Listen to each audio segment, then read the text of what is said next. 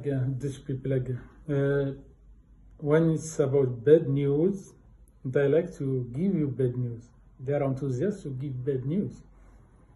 They feel like, I don't know, I don't understand that. And it's okay, it's fine. But the strange thing, when they give you bad news, they say to you, happy Monday or Wednesday, which day that they give you that.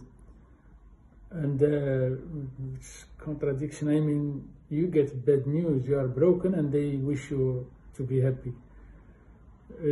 Because they insist about, yeah, they think that's politeness, and they insist about some words, alsjeblieft, success, good luck, prettig weekend.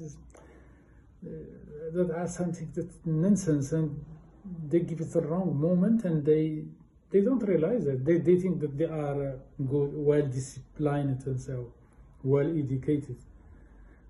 But it's really not the way it should be.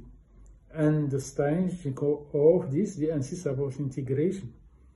Like we as foreigners, we have to be like them. I must also ask people, how old are you?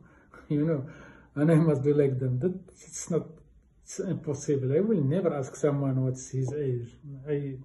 I will feel ashamed about it. And many questions they ask about this, I will feel ashamed to ask that in the same way they do.